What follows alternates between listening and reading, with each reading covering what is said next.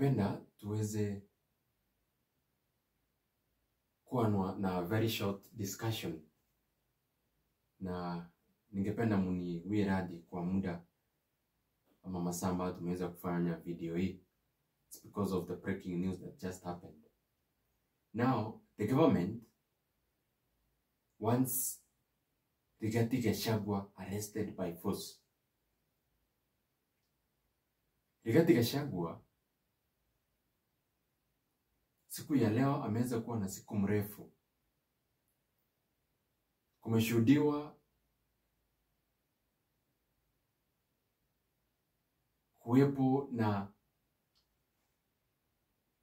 askari wengi sana katika nyumbani kwake Karen na kule Wamnyoro. Now the government wants to arrest Rigathi Gachagua. Na habari zimetufikia ni kwamba maafisa wa polisi ambao wamekita kambi siku mzima nyumbani mwake Rigathi Gachagua wameweza kutia hofu kwa familia ya Rigathi Gachagua na Rigathi Gachagua mwenyewe. They're saying Rigathi Gachagua has been arrested, but we are yet to confirm the information, and we shall confirm it to you once we get the information. They stormed Rigathi Gachagua's home, both in Karen and Wamnyoro, kwa sababu ya matamshi ambayo Rigathi Gachagua aliweza kuyataja juzi. If you were very keen, Rigathi Gachagua alisema kwamba if the IEBC does a mistake ya kuiba kura, and then we will see worse more than what happened in 2007, because Kenyans are very sad. Na wale viongozi ambao ni wa mlengo wa UDA ambao ni wa mlengo wa Kenya Kwanza, ikiwemo Kipchumba Murkomen na Oscar Sudi, misinterpreted the information, and they are saying Rigathi Gachagua used the media kuambia wa Kenya kwamba kutakuwa na vita mwaka 2027. And actually yesterday, Kipchumba Murkomen ambaye hivi sasa hako katika docket ya internal affairs ambao ni kulinda usalama wa wananchi, aliweza kutaja kwamba Rigathi Gachagua anafaa kutiwa mbaroni kwa yale mambo ambayo aliweza kuyataja.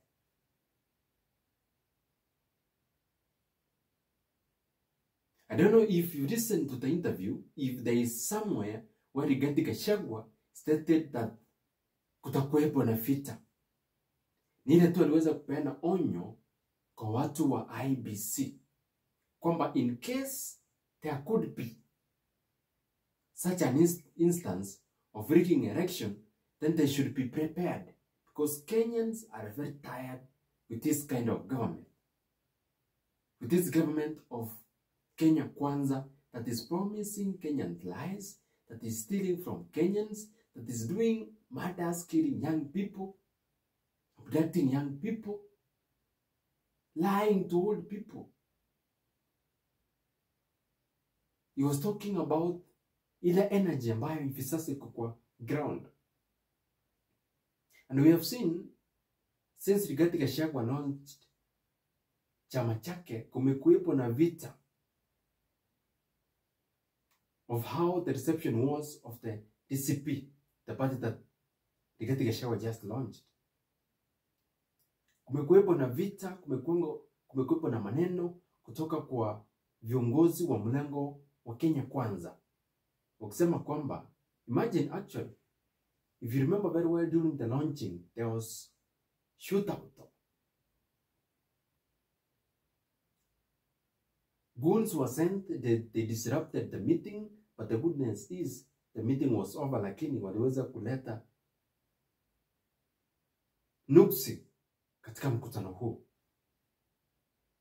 Now, the government wants to touch the country by trying to arrest Rigathi Gachagua A leader who is now speaking for the common mwananchi.